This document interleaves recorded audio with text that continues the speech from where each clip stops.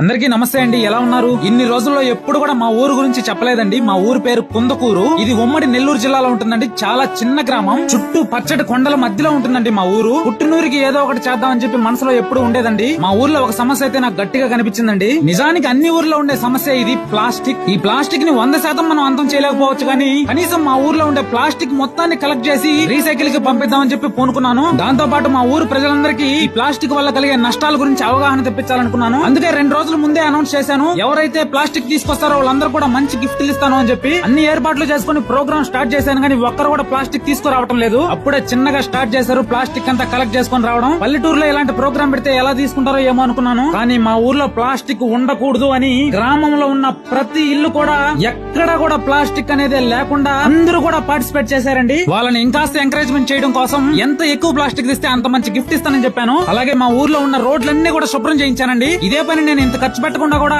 మనుషులను పెట్టి కూడా ఊరంతా శుభ్రం చేయించొచ్చు, కానీ మా ఊరు జనాలకు కూడా ఒక అవగాహన రావాలి, ఈ ప్లాస్టిక్ వల్ల ఎన్ని నష్టాలు ఉంటాయో తెలియాలని చెప్పి వాళ్ళ చేతని ఈ ప్లాస్టిక్ అంతా కలెక్ట్ చేయించానండి. ఇక నుంచి ఎవరు కూడా బయట చెత్త పడేయకుండా చెత్త బండిలో మాత్రమే వేసే వాళ్ళందరినీ గుర్తించి వాళ్ళందరూ కూడా స్పెషల్ గా గిఫ్ట్లు ఇస్తానని చెప్పి మాటిచ్చాను. మీరు నమ్మతారో లేదో, మొత్తం 3.5 ట్రాక్టర్ ట్రక్కుల ప్లాస్టిక్ చెత్తనైతే కలెక్ట్ చేశాను. వెంటనే మా ఊర్లో పెద్దవాళ్ళు కూర్చోవడం కోసం మా అమ్మా నాన్న పేర్ల మీదుగా 8 సిమెంట్ కుర్చీలు అయితే వేయించానండి. మధ్యాహ్నం అత్యంత అంగరంగ వైభవంగా గ్రామంలో ఉన్న మహిళలందరినీ ఎంకరేజ్ చేయడం కోసం ముగ్గులు పోటీలు అయితే నిర్వహించానండి. పార్టిసిపేట్ చేసిన ప్రతి ఒక్కరు కూడా గిఫ్ట్ అందేలా చూసుకున్నానండి. నేను పుట్టాక ఎప్పుడు కూడా ఇంత ఘనంగా ముగ్గులు పోటీ అయితే ఎప్పుడు జరగలేదంటండి. మా ఊర్లో మగవాళ్ళంతా బాగా వేస్తున్నారా అన్నట్టుగా చూస్తున్నారు. మా ఊరి రోడ్డు మొదటిసారి రంగులతో మురిసిపోతుంది. సాయంత్రం మా గ్రామంలో మీటింగ్ పెట్టి స్పెషల్ గెస్ట్ గా మా మండల సబ్ ఇన్స్పెక్టర్ గారైనటువంటి శ్రీ మనోజ్ కుమార్ గారిని ఇన్వైట్ చేసుకున్నామండి. వివిధ ఆఫీసర్లు, గ్రామ పెద్దలను కూడా ఇన్వైట్ చేశాను. వారంతా కూడా ప్లాస్టిక్ వల్ల కలిగే నష్టాలన్నిటి గురించి మా ఊరు ప్రజలందరికీ అర్థమయ్యేలా చెప్పారు. తర్వాత ముగ్గులు పోటీలో విన్న వాళ్ళందరూ కూడా ప్రైజ్లు అయితే ఇప్పించానండి. పార్టిసిపేట్ చేసిన వాళ్ళందరూ కూడా ప్రైజ్లు ఇప్పించాను. ఫ్యామిలీ అంతా ఎస్ఐసార్ తో ఒక ఫోటో తీసుకున్నాం. మా ఊరు పెద్దలు నాకు ఒక చిన్న సన్మానం చేశారండి. మా ఊరు గవర్నమెంట్ స్కూల్లో చదివే పిల్లలందరికీ